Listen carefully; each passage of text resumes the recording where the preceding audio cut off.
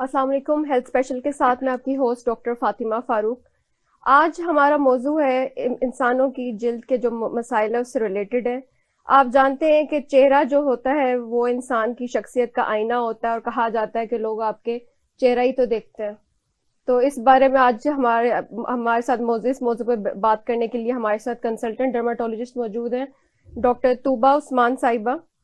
Doctor Tuba, आपको हम खुशामदीद कहते हैं आज के प्रोग्राम में। जी डॉक्टर तूबा कंसल्टेंट डर्माटोलॉजिस्ट हैं जिन्ना हॉस्पिटल लाहौर में। तो इनसे ये पूछेंगे कि आजकल जो ब्यूटी ट्रेंड्स हैं और जो जिसमें स्किन लाइटनिंग भी है और आप एंटी रिंकलिंग के भी चीजें हैं कि झुर्रियां कम हो जाए, स्किन जरा बेहतर रंग की हो जाए। तो इनसे ये पूछना चाहेंगे क्यों हमारे खित्ते में पाकिस्तान और इंडिया और नेपाल श्रीलंका जो हमारा खित्ता है हमारे साउथ एशिया का, इसमें ज्यादा जोर जो होता है वो जिल्द के रंगत को हल्का करने की तरफ होता है। जी, ऐसा ही है। मोस्टली जो पेशेंट्स हमारे पास आते हैं वो इसीलिए आते हैं कि उनको स्किन टोन थोड़ी लाइट चाहिए होती है। जी। तो उसके लिए हमारे पास डिफरेंट प्रोसीजर्स होते हैं जिसमें हम ओरल मेडिकेशन कर सकते हैं उनके लिए। और जो सेकेंडली हम करते हैं वो मोस्टली ग्लूटाथायोन के इंजेक्शंस होते हैं जो हम लगाते हैं। सही। और इसका ट्रेंड बहुत ज़्यादा हो गया पाकिस्तान में स्पेशली। तो उससे स्किन टोन काफ़ी लाइट हो जाती है। सही। तो ये जो रंग है कि जिसका रंग सांवला है वो हम्म कोशिश करता है गोरा हो जाए, जिसका गोरा है वो कोशिश करता है कि मजीद गोरा हो जाए। हम्म हम्म। तो ये क्या जिल्द के लिए एक फायदेमंद चीज है कि इसमें जिल्द के नुकसान भी हो सकता है? अ, फायदा नुकसान तो अभी तक नहीं देखा गया क्योंकि जितने भी सही। ग्लूटाथायोन जो मेडिकेशन है ये एफडीए अप्रूव्ड है। और इससे ये होता है कि हम लोग बूस्टर इसका बाद में लगाते हैं। लाइक अगर आपने कुछ इंजेक्शंस दिए हैं तो उसकी बूस्टर डोज अगर आप लेते रहते हैं तो जी। आपकी स्किन टोन मेंटेन रहती है। सही। और पेशेंट को जितनी स्किन टोन रिक्वायर्ड होती है उसके हिसाब से हम उस तरह से उसको इंजेक्शन देते हैं। तो क्या ये मुमकिन है, जैसे कहा जाता है कि एक आम इंसान जो है अगर वो मतलब उसकी रंगत जो है बहुत ज्यादा डार्क साइड पे है, हम्म तो वो बहुत लाइट हो सकता है? क्या ये मुमकिन है? जैसे लोग एग्जांपल कोट करते हैं माइकल जैक्सन की। हम्म। तो क्या ये वाकई मुमकिन है इस तरह? देखिए, हर किसी की स्किन और हर किसी के जीन्स और हर किसी की बॉडी डिफरेंट होती है। तो अब ग्लूटाथायोन उन पे इफेक्ट करता है नहीं करता ये वेरी करता है। ठीक है। सही। कुछ रिजल्ट्स कुछ पेशेंट्स में बहुत अच्छे आ जाते हैं और सही। कुछ पेशेंट्स में रिजल्ट्स नहीं आते। सही। तो ये आप नहीं कह सकते पहले। ये वेरी करती हैं चीजें। सही। यानी ग्लूटाथायोन एक सेफ चीज है, अगर आप हाँ, वैसे डर्माटोलॉजिस्ट के पास जाते हैं तो ये बेहतर है ग्लूटाथायोन का एंटीऑक्सीडेंट है जो। तो जी जी। It is safe. आप सही। इसे मतलब इजीली सो आप जो ले सकते हो। लोग जो हमारे यहाँ पे हमारे माशरे में लोग घरों में स्टीरॉइड्स की क्रीम या फिर कोई हाँ 5 हाँ। क्रीमें मिला के जी और जी जी। सस्ती सस्ती जो क्रीम्स हैं, तो उससे नहीं, बेहतर है कि ये इस वो तरफ तो आ बहुत जाए। हार्मफुल है। और सही। वो बिल्कुल भी आप नहीं लगा सकते। स्टीरॉइड्स तो वैसे ही आप डर्माटोलॉजी से पूछे बगैर आप लगा ही नहीं सकते। तो बेहतर है कि पहले पेशेंट आए आपके पास, असेस करवाए अपने हम्म। आप को कि उसको कितनी रंगत बेहतर हाँ, करनी वो है। एक डर्मेटोलॉजिस्ट ही डिसाइड करता है कि इसको जरूरत है नहीं है। उसके हम कुछ एक्चुअली कुछ हम टेस्ट करवाते हैं सही। काफी ज्यादा। उसके बाद हम खुद प्लान करते हैं। सही। सही। मतलब आप खुद से ये प्लान भी नहीं कर सकते। सो ये बेसिकली पेशेंट की एक तो ख्वाहिश होती है और दूसरी आप देखते हैं कि उसको जी जरूरत है या जी नहीं जी, है। हम खुद प्लान करते हैं, हम खुद डिसाइड करते हैं। सही से। तो अच्छा, इसमें एक और बात भी है कि इंसान जैसे कि चाहता है कि एक तो हमेशा जिंदा रहे, कुछ जैसे हम्म। आब हयात की तलाश में निकल पड़ता है, कभी कुछ इस तरह का करता है, और फिर ये होता है कभी बूढ़ा ना हो, उसकी ये भी ख्वाहिश दिली तमन्ना रही है। तो अब जी। हम देखते हैं कि पहले तो जो हॉलीवुड के एक्टर्स होते थे वो हमें लगते थे कि ये काफी यंग है और 50-60 ईयर्स में भी वो हमारे यहाँ के 20-30 ईयर्स वाली लुक आती थी। तो मगर अब देखा गया कि हमारे जो अपने एक्टर्स हैं, हमारे जो अपनी सोसाइटी के बहुत से इन्फ्लुएंशियल लोग हैं, वो भी काफी जवान और हसीन नजर आते हैं। तो क्या इसके पीछे आप लोगों के हाथों का कोई अमल है? हाँ जी, बिल्कुल ऐसा ही है क्योंकि हमारे पास इस टाइम मेजोरिटी पाकिस्तान में चीज अब बहुत ज्यादा मतलब अवेयरनेस आ गई लोगों में। सही। पहले ये था कि अगर किसी को मतलब फाइन लाइंस रिंकल्स या झुर्रियां जिसे हम कहते हैं अगर वो थी तो वो बहुत नॉर्मल था, लेकिन अब नहीं। ठीक है। अब मोस्टली पेशेंट्स हमारे पास बोटॉक्स और फिलर्स के लिए आते हैं।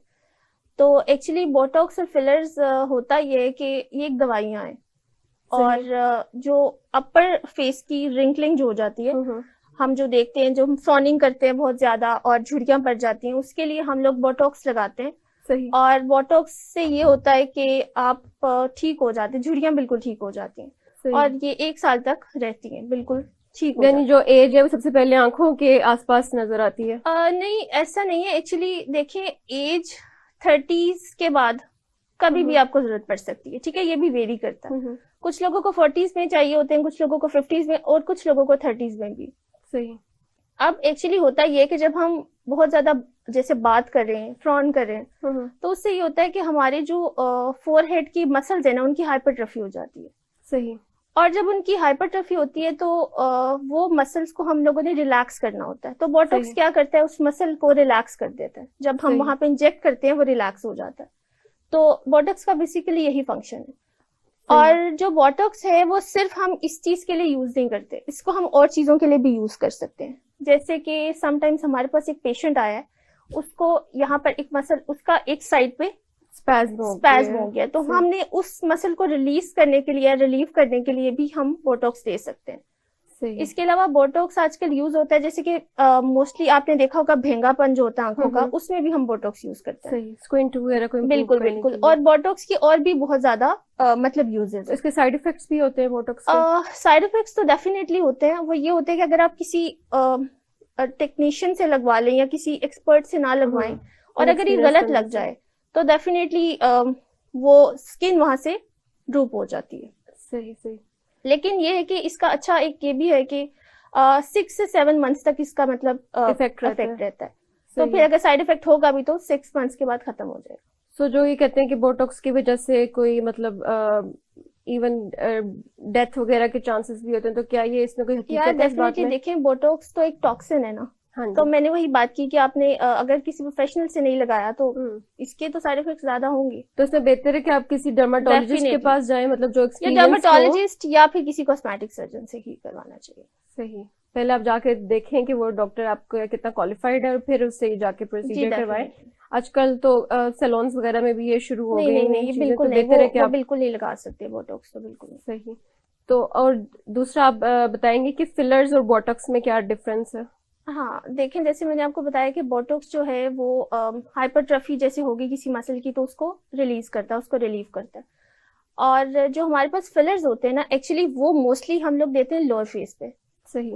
और होता ये है कि हमारी स्किन में अल्लाह ताला ने ऑटोमेटिकली फिलिंग प्रोसेस बनाया हुआ है। फिलिंग प्रोसेस ये कि जैसे ही एजिंग की तरफ एक पेशेंट जा रहा है, इट मीन्स कि उसके अंदर हमारी स्किन में 2 लेयर्स होती है, एपिडर्मिस एंड डर्मिस। सही। तो डर्मिस के अंदर ऑटोमेटिकली हमारे पास 2 चीजें हैं, hyaluronic acid and collagen.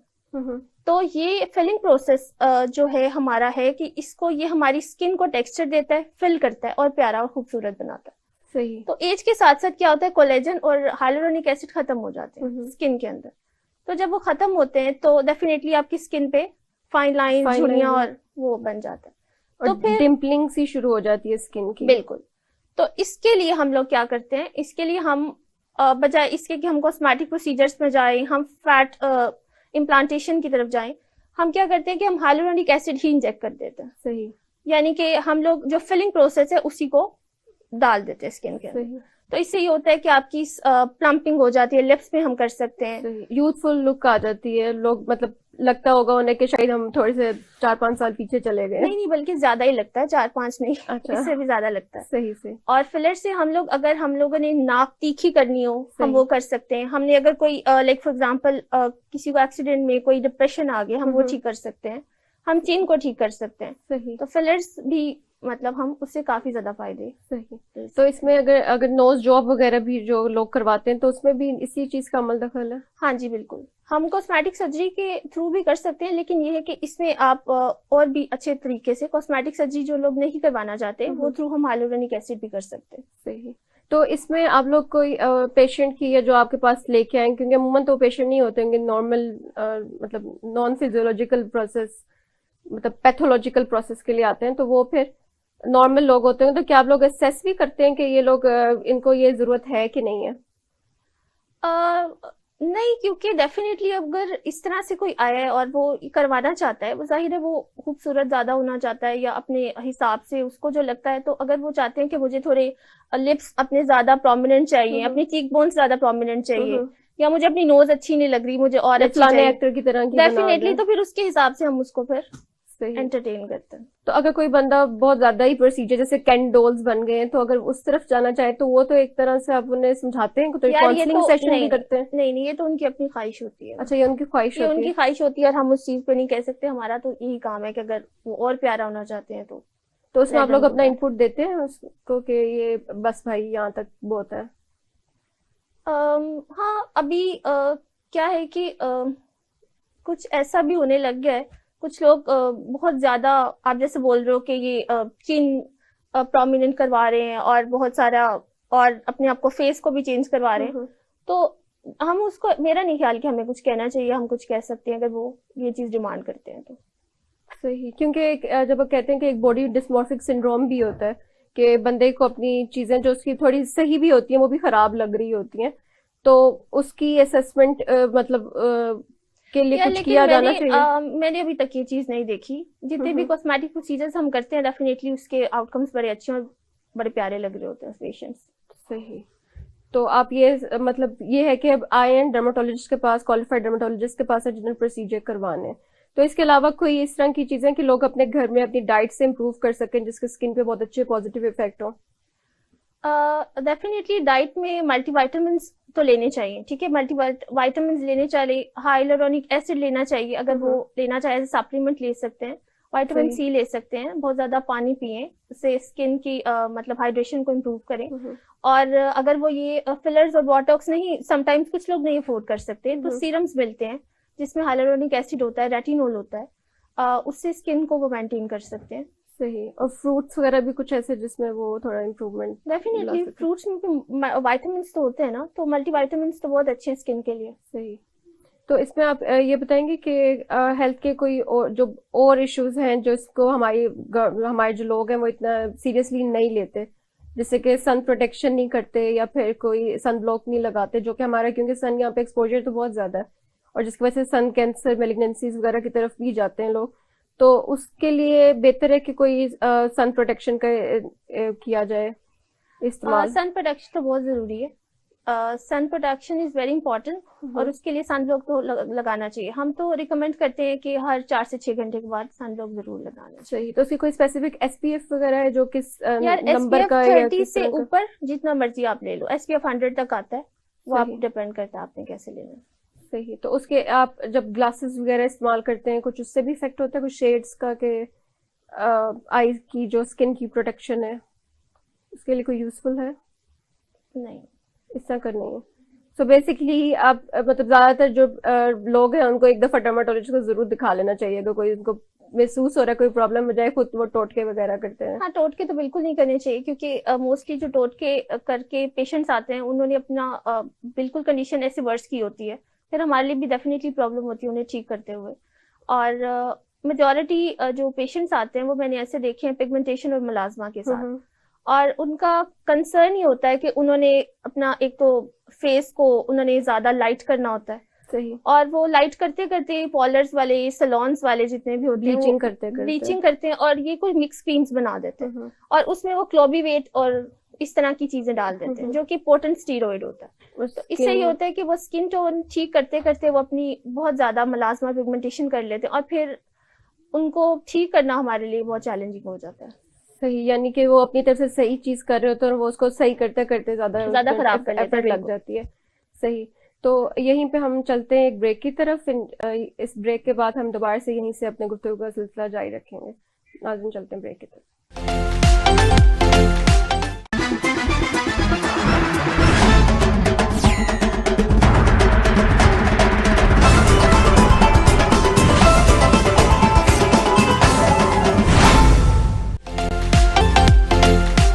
Welcome back viewers. अब हम अपनी गुफ्तगू का सिलसिला दोबारा जारी करते हैं।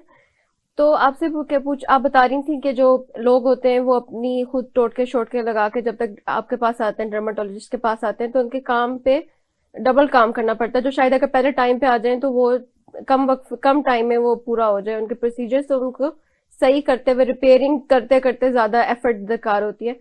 तो आपसे पूछना चाहेंगे जिस तरह लोगों के आजकल आप देखते हैं कि रिसीडिंग हेयर लाइन्स हैं, बाल स्पेशली मर्दों में बाल कम होने का मसला है और ये मौसमी असरात भी हैं, तो इसके लिए भी कोई प्रोसीजर्स हैं जिससे बाल जो है वो या तो गिरे नहीं, अगर गिर रहे हैं तो जल्दी वापस भी आ जाए?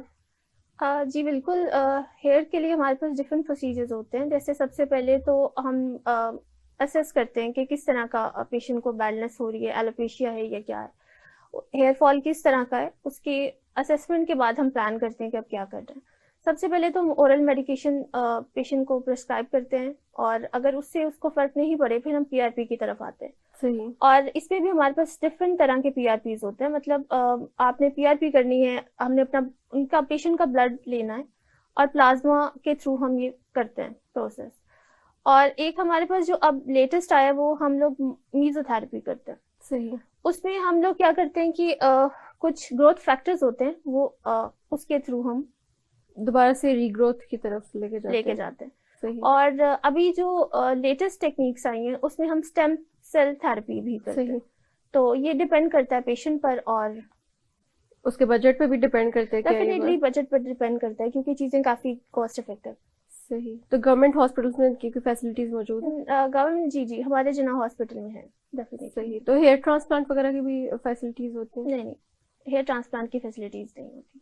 सही। तो जो आपने प्रोसीजर सारे बताए, हेयर ट्रांसप्लांट इससे एक मुख्तलिफ चीज है, ऐसा ही है? बिल्कुल। तो किन सूरतों में जाते हैं लोग हेयर ट्रांसप्लांट की तरफ? यार हेयर ट्रांसप्लांट में तो मोस्टली उन लोगों में जाते हैं जिनका बिल्कुल ही मेल पैटर्न बार्डनेस होती है उसमें मोस्टली, लेकिन मेल ही इस चीज पे जाते हैं। फीमेल को तो हम बिल्कुल भी नहीं इस चीज पे। तो अब फीमेल में भी इस तरह से डिजीज हो सकती है कि मेल्स की तरह उनमें भी एकदम से बाल के पैच गिर जाए? बिल्कुल होता है। एलोपेशिया जो है वो फीमेल में भी हो सकता है, लेकिन फीमेल में वैसे तो ट्रांसप्लांट फीमेल भी करवा ही सकती हैं, लेकिन इतना ज्यादा नहीं करवाती। सही। तो आप जो आजकल हमारे प्रोसीजर्स हो रहे हैं सैलून्स में कि हेयर एक्सटेंस हो रहा है, केराटिन ट्रीटमेंट्स हो रहे हैं, प्रोटीन ट्रीटमेंट्स हो रहे हैं, और हर जगह हो रहे हैं, गली मोहल्लों में भी हो रहे हैं, अच्छे अच्छे सैलून्स में भी हो रहे हैं, तो क्या ये हेयर हेल्थ के लिए सही है, मुनासिब सी चीज है? नहीं, बिल्कुल नहीं, हेयर हेल्थ के लिए नहीं अच्छी। क्योंकि आपको पता है इसमें हीट और सारा ये स्ट्रेटनिंग और ये सारा होता है, तो ये हेयर्स के लिए इतने अच्छे नहीं है, डैमेजिंग है, तो ये नहीं करवाने चाहिए। सही। मतलब इसमें प्रोटीन ट्रीटमेंट वगैरह भी जो कहते हैं कि एक तरह से अच्छा ही है, वो भी नहीं करवाना चाहिए? ये तो मुझे नहीं पता कि वो सैलून वाले कहते क्या है और करते क्या है, लेकिन प्रोटीन ट्रीटमेंट जो प्रॉपर होता है वो तो अच्छा होता है, लेकिन अब सैलून वाले क्या करते हैं इसके लिए हम गारंटी नहीं दे सकते। लेकिन मेजोरिटी पेशेंट्स ऐसे भी मेरे पास आए हैं, हमारे पास आते हैं जो कि सैलून्स के बाद इस तरह के मतलब एक्सटेंसिव ट्रीटमेंट करवा के, और उनको हेयर फॉल ऐसा स्टार्ट होता है जो कि हमारे लिए भी चैलेंजिंग होता है ठीक करना। तो बेसिकली हेयर हो जाता है। सही। तो हेयर हेल्थ का भी कोई प्रॉब्लम है तो उसके लिए भी बेहतर है कि एस्थेटिक फिजिशियन या डर्माटोलॉजिस्ट को दिखाया जाए? बिल्कुल, क्योंकि वो अगर आप टाइम से किसी चीज को मतलब देख लेते हैं तो फिर वो उसको हम ठीक करना बेहतर हो जाता है, इजी हो जाता है हमारे लिए। सही। तो अब मैं आपसे पूछना चाहूंगी कि आप जिन्ना हॉस्पिटल में प्रैक्टिस करती हैं, तो इसमें जो जनरल पब्लिक है वो किन किन प्रॉब्लम्स के साथ आपके पास आते हैं? अच्छा, जनरल पब्लिक मोस्टली जो हम लोग पेशेंट्स देखते हैं, मेजोरिटी पेशेंट जो है वो देखो सोशो इकोनॉमिक स्टेटस के हिसाब से पेशेंट्स आते हैं, क्योंकि गवर्नमेंट हॉस्पिटल्स हैं तो वहां पर इतने वेल अफोर्डिंग नहीं आते। तो मोस्टली पेशेंट्स हमारे पास तो प्रोराइटिस के साथ आते हैं, स्केबीज हो गई, एक्जिमा हो गया, सेबोरिक डर्मेटाइटिस हो गया। सही। और मोस्टली जो फीमेल्स है मैंने आपको बताया वो पिगमेंटेशन के प्रॉब्लम्स के साथ आती हैं, मलाजमा के साथ आती हैं, एक्नी बहुत कॉमन है आजकल, एक्नी के पेशेंट्स आते हैं।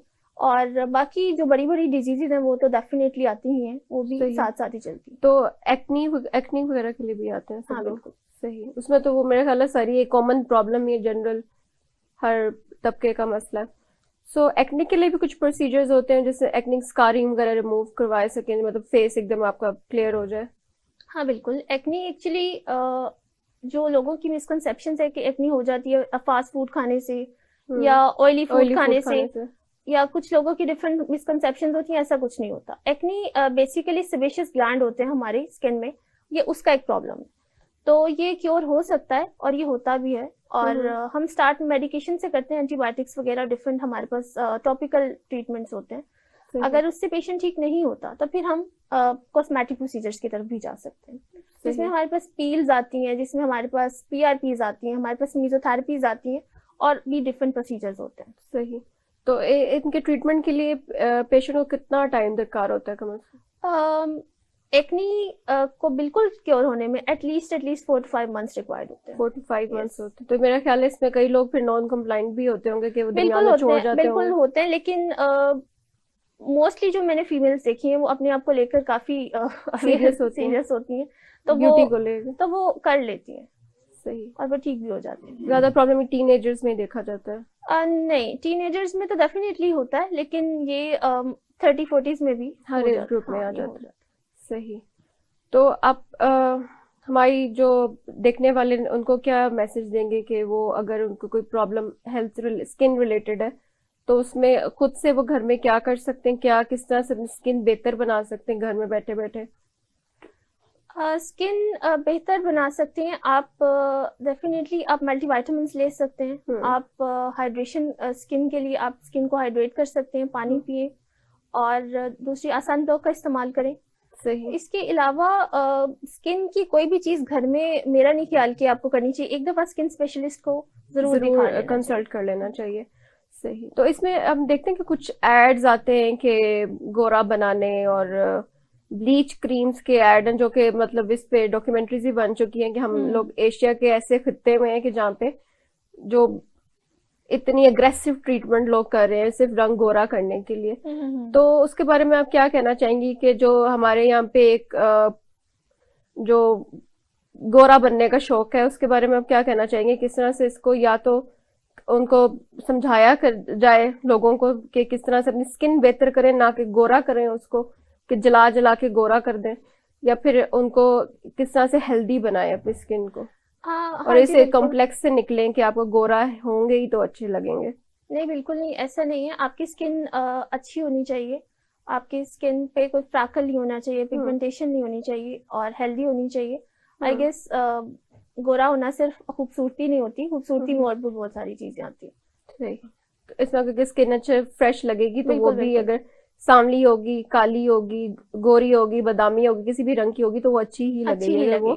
सही। तो डॉक्टर साहिबा आप ये बताएंगे कि अगर अब जैसे आपने बताया कि एक तो फ्रूट्स का इस्तेमाल करें, विटामिन का इस्तेमाल करें घर में, और दूसरा ये जो स्किन प्रोटेक्शन का इस्तेमाल करें, सन प्रोटेक्शन का, कि आप कहीं बाहर जा रहे हैं तो आप सन ब्लॉक इस्तेमाल करें। तो जो हमारा आगे वेदर भी आने वाला है, बहुत गर्म मौसम आने वाला है और हम जहाँ पे रहते हैं वहां तो 40 डिग्री प्लस ही जाता है, तो उसमें आप क्या एहतियाती तदबीर देंगी कि लोग किस तरह से एक तो अपनी स्किन को रखें, महफूज रखें इस मौसम से, और अपना भी ख्याल रखें साथ साथ? डेफिनेटली देखो, क्योंकि मौसम ऐसा आ रहा है तो सबसे इम्पोर्टेंट चीज तो सन ब्लॉक है। हाँ जी। सन ब्लॉक का इस्तेमाल हर से 4 से 6 घंटे के बाद करें, के बाद जरूर करें। जी जी। और इसके अलावा जैसे कि गर्मियां है तो स्किन की हाइड्रेशन बहुत जरूरी है, और उसके लिए पानी का इस्तेमाल ज्यादा करें, और बस मेरे ख्याल से बहुत है। और स्किन को मॉइस्चराइज भी करके रखेंगे, मतलब अगर वाटर लॉस मॉइस्चराइज आप देखें तब करेंगे ना जब स्किन बहुत ड्राई हो जाएगी। और क्योंकि मॉइस्चराइज आप उस सूरत में नहीं कर सकते जिन पेशेंट को एक्नी है, क्योंकि उनकी स्किन ऑलरेडी ऑयली होती है, तो उन पेशेंट्स को तो मॉइस्चराइजेशन का बिल्कुल भी नहीं कह सकते। तो जो नॉर्मल स्किन वाले हैं उनको गर्मियों में फिर वो स्किन मॉइस्चराइजिंग की जरूरत नहीं है? वो स्किन पर डिपेंड करता है, क्योंकि हर स्किन तो इसके लिए भी आपको डर्मेटोलॉजिस्ट से ही राब्ता करना पड़ेगा। मेरा नहीं ख्याल, क्योंकि मोस्टली पेशेंट जैसे सोराइसिस के पेशेंट्स हमारे पास आते हैं, एक्जिमा के पेशेंट्स आते हैं, और जीरोसिस के पेशेंट्स आते हैं, उनको डेफिनेटली हर टाइम मॉइस्चराइजेशन की जरूरत होती है। इनफैक्ट हम तो ये कहते हैं कि जैसे सोप होता है, जैसे वो भी डव वाइट सोप हो गया या लक्स हो गया, इस तरह की सोप हम ज्यादा रिकमेंड करते हैं बजाय इसके डेटोल एंड सेफगार्ड वगैरह। वो इसलिए क्योंकि वो ज्यादा ड्राइनेस करते हैं स्किन पे। तो ये डिपेंड करता है पेशेंट टू पेशेंट, हम वो देखकर ही बता सकते हैं कि किसने मॉइस्चराइजेशन ज्यादा करनी है और किसने कम करनी है। अच्छा डॉक्टर साहब, मैं आपसे पूछना चाहूंगी कि कहा जाता है कि जितनी महंगी प्रोडक्ट होगी या जितनी इम्पोर्टेड प्रोडक्ट होगी उतनी ही उसकी अफादियत होगी, उतनी ही वो स्किन के लिए बेहतर होगी। तो क्या इसमें कोई सच्चाई है, या फिर हमारी जो लोकल प्रोडक्ट्स बन रही हैं उनमें वो भी कुछ उस लेवल की हो सकती हैं जो इंटरनेशनल लेवल की प्रोडक्ट्स हैं? नहीं, ऐसा नहीं है, लेकिन देखें हर प्रोडक्ट जो है वो डिफरेंट होता है। अब जैसे पाकिस्तान में कुछ लोकल प्रोडक्ट्स ऐसे हैं जो कि हम रिकमेंड नहीं करते। मोस्टली चीजों में स्टीरॉइड होता है और इस तरह, तो महंगी या सस्ती नहीं, लेकिन FDA अप्रूव होनी चाहिए। ये जो मेडिकेटेड प्रोडक्ट्स हैं, जी बिल्कुल, वो FDA अप्रूव होती हैं। जो पाकिस्तान की मेडिकेटेड प्रोडक्ट्स हैं? जी जी। तो वो यानी ले सकते वो हैं, आप ले सकते हैं, ठीक है, सही वो बिल्कुल सेफ होती है। सही, यानी लेकिन बहुत ज्यादा वो जरूरी नहीं है कि लेकिन महंगे वो ब्रांड्स चीजें की होनी तरफ चाहिए जाए। जो एक डर्मेटोलॉजिस्ट आपको प्रिस्क्राइब करे। सही, आप खुद से नहीं ले सकते, क्योंकि आपको नहीं पता किस चीज में क्या है। क्या चीज आपकी स्किन टाइप के लिए अच्छी है। बिल्कुल। सही। तो इसमें ये कि जो लोगों में आम तासुर पाया जाता है कि जितनी महंगी चीज होगी और महंगी प्रोडक्ट होगी तो वो हम अगर लगा लेंगे तो वो सही हो जाएगा, तो नहीं, इस तरह ऐसा की नहीं बात होता, नहीं है। ऐसा नहीं होता। आपको एक स्किन स्पेशलिस्ट ही बता सकता है कि आपके लिए क्या चीज जरूरी है। सही। तो ये जो हम मेकअप का इस्तेमाल करते हैं, फिर जो लाइट्स, स्टूडियो लाइट्स जिस तरह से होती हैं, तो इनका भी कोई स्किन डैमेजिंग इफेक्ट्स होते ही हाँ होंगे। जी, बिल्कुल होते हैं इनके भी, क्योंकि इनमें यूवी रेडिएशंस तो होती हैं डेफिनेटली, और वो हमारे स्किन के लिए डेंजरस है। तो सही। उसके लिए जैसे मैंने आपको बताया कि सन ब्लॉक का इस्तेमाल सिर्फ आपको डे टाइम में नहीं बल्कि हर घर टाइम ही पे भी लगाना हर चाहिए। टाइम पे बिल्कुल करना बिल्कुल। चाहिए। तो मेकअप जो थोड़ा सा मतलब रफ मेकअप होता है, अगर वो भी इस्तेमाल करेंगे तो उससे भी स्किन डैमेज होने की चांसेस ज्यादा है। हाँ जी, बिल्कुल। सही। तो आप फिर ये रिकमेंड करेंगे कि ये पूरा क्लीन करें डेली, इसकी भी कोई। बिल्कुल करना चाहिए क्लीन। और देखें, इसलिए जब हम कोई भी ऐसा प्रोडक्ट अगर यूज कर लेते हैं तो हम्म। समटाइम्स कुछ लोगों की स्किन इतनी सेंसिटिव होती है कि उन्हें कॉन्टेक्ट डर्मेटाइटिस भी हो जाता है। सही। और पेशेंट्स हमारे पास मोस्टली आते हैं ब्लीच लगा के, उनको कॉन्टेक्ट हम्म। डर्मेटाइटिस हो जाता है। कुछ लोगों को मेहंदी लगा के भी ये इश्यूज आते हैं। तो ये प्रोडक्ट्स मैंने जैसे आपको बताया कि वेरी करते हैं, तो जरूरी नहीं है कि हर प्रोडक्ट ही अच्छा हो। और आप क्या समझते हैं कि जो ब्लीचिंग एजेंट्स वाली प्रोडक्ट्स हैं जो मेकअप के अंदर है, या फिर जो फेशियल हमारे यहाँ पे बना हुआ है, तो इस पे क्या गवर्नमेंट को भी एक्शन लेना चाहिए इन चीजों को रोकने के लिए? जो ब्लीच हम किसी और चीज डेफिनेटली के लिए लेना होता है, वो चाहिए। यहाँ चेहरे साफ हो रहे हैं बिल्कुल उससे, लेना चाहिए, क्योंकि मैंने आपको बताया इनमें स्टीरॉइड्स होते हैं जो कि स्किन के लिए बहुत बहुत डेंजरस है। डैमेजिंग होता है। सही। तो यानी हम गवर्नमेंट से भी इल्तिजा करेंगे कि वो इन प्रोडक्ट्स के अगेंस्ट एक्शन लें, और जो गोरा करने वाली क्रीम्स हैं जो कि हमारी लड़कियों को, जो टीनेजर्स इंप्रेशनेबल एज में लड़कियां होती हैं, उनके जहनों में ये असरार डालते हैं कि जब तक आप एक सर्टन इमेज लेके नहीं जाएंगे तो आप मतलब आप सोसाइटी में उस तरह से मूव नहीं कर सकते। तो नाज़रीन, उम्मीद है कि आज की प्रोग्राम में आपने बहुत कुछ सीखने को मिला होगा। स्किन की बेहतर कैसे किया जाए, कैसे यूथफुल रहा जाए, और कब और किस मौके पे आपको डर्माटोलॉजिस्ट के पास जाने की जरूरत है। तो डॉक्टर साहिब, आपका बहुत बहुत शुक्रिया, आप आई आज थैंक हमारे यू, साथ। Thank you very much. नाजरीन, इसके साथ ही मैं आपसे इजाजत चाहूंगी। अपनी होस्ट डॉक्टर फातिमा फारूक को इजाजत दीजिए। इंशाल्लाह नेक्स्ट एपिसोड में नए गेस्ट के साथ फिर से मुलाकात होगी। अल्लाह हाफिज।